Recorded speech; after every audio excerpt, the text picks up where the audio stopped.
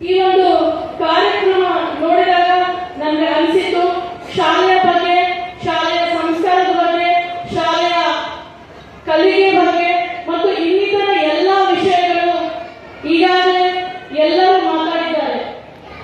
ನನಗೆ ಮಾತಾಡಬೇಕು ಅಂತ ಅನಿಸಿರೋದು ಏನು ಅಂತಂದ್ರೆ, ಮೊಟ್ಟ ಮೊದಲ ಬಾರಿಗೆ ನನಗೆ ನಮ್ಮ ಸಿದ್ಧಿಗುರುಗಳು ನನಗೆ ಬಹಳ ವರ್ಷಗಳಿಂದ ಪರಿಚಯ, ಮಾರ್ಗದರ್ಶಕರು, ಯಾವಾಗಲೂ ನಮ್ಮ ಬೆಂಕತ್ತ ನಮ್ಮನ್ನ ಬೆಳೆಸ್ತಾ ಇರ್ತಕ್ಕಂಥವರು.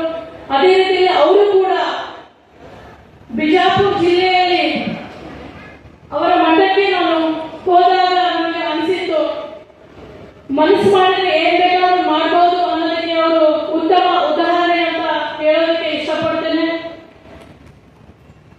ಈ ಶಾಲೆಯ ಕಾರ್ಯಕ್ರಮವನ್ನ ನೋಡಿದಾಗ ನನಗೆ ಅನಿಸಿತು, ಈ ಶಾಲೆಗೆ ಮತ್ತು ಈ ಶಾಲೆಯ ಅಧ್ಯಕ್ಷರಿಗೆ ಮತ್ತು ಅಕಾಡೆಮಿಯ ಎಲ್ಲ ಸದಸ್ಯರಿಗೆ ಗುರುಗಳ ಆಶೀರ್ವಾದ ಇದೆ, ಈ ಊರಿನ ನಾಗರಿಕರ ಸಹಕಾರ ಇದೆ, ಹಾಗೆ ಎಲ್ಲರ ಒಂದು ಅತ್ಯುತ್ತಮ ಮಾರ್ಗದರ್ಶನ ಇದೆ ಅಂತ ನನಗೆ ಅನಿಸಿತು. ನಾನು ಬಂದು ಈ ಶಾಲೆಯನ್ನ ನೋಡಿದಾಗ ನನಗೆ ನಿಜವಾಗ್ಲೂ ತುಂಬಾ ಸಂತೋಷ ಆಯಿತು. ಬೆಂಗಳೂರಿನಲ್ಲಿ ಕೂಡ ನಾವು ಈ ತರದ ವಾತಾವರಣದ ಒಂದು ಪ್ರೀ ಸ್ಕೂಲ್ ನೋಡೋದಕ್ಕೆ ಸಾಧ್ಯವಿಲ್ಲ.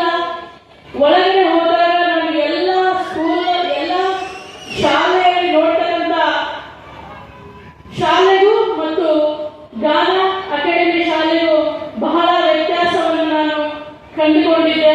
ನಿಜವಾಗ್ಲೂ ತುಮಕೂರಿನಲ್ಲಿ ಈ ತರದ ಒಂದು ಶಾಲೆ ಮಕ್ಕಳಿಗೆ ಈಗಾಗಲೇ ಜಿಲ್ಲಾಧಿಕಾರಿಗಳು ಹೇಳಿದ್ರು, ನಮ್ಮ ಮಕ್ಕಳು ಕೂಡ ಇಲ್ಲಿ ಓದ್ತಾ ಇದ್ದಾರೆ, ಓದಿದ್ದಾರೆ. ಆಮೇಲೆ ಅದೇ ರೀತಿಯಲ್ಲಿ ಶಾಸಕರ ಮಕ್ಕಳು ಕೂಡ ಇಲ್ಲಿ ಓದಿದ್ದಾರೆ ಅಂತ. ಇದಕ್ಕಿಂತ ನಮಗೆ ಹೆಚ್ಚಿನ ಉದಾಹರಣೆಗಳು ಬೇಡ. ಈ ಶಾಲೆ ತುಂಬಾ ಅತ್ಯುತ್ತಮವಾಗಿರ್ತಕ್ಕಂಥ ಒಂದು ಶಾಲೆ, ಮಾದರಿ ಶಾಲೆ ಅನ್ನೋದಕ್ಕೆ. ಅದೇ ರೀತಿಯಲ್ಲಿ ಇವರು ತೆಗೆದುಕೊಂಡಿರ್ತಕ್ಕಂಥ ಒಂದು ಸಾಮಾಜಿಕ ಜವಾಬ್ದಾರಿ ಬಗ್ಗೆ ಹೇಳಬೇಕು ಅಂತಂದ್ರೆ,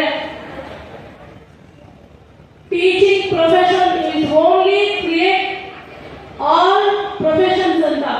ಇದು ಒಂದೇ ಒಂದು ಪ್ರೊಫೆಷನ್ ಈ ರೀತಿ ಇದೆ, ನೀವು ಬೇರೆ ಎಲ್ಲ ಪ್ರೊಫೆಷನ್ ನೀವು ಕ್ರಿಯೇಟ್ ಮಾಡಬಹುದು ಅಂತ.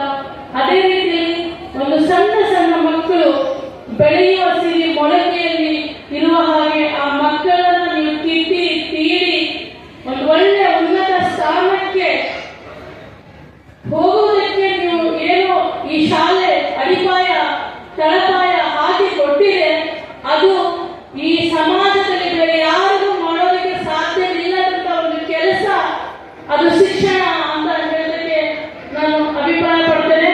ಅದೇ ರೀತಿ ಶಿಕ್ಷಣವೇ ಸಮಾಜದ ಒಂದು ಪರಿವರ್ತನೆಯ ಶಕ್ತಿ.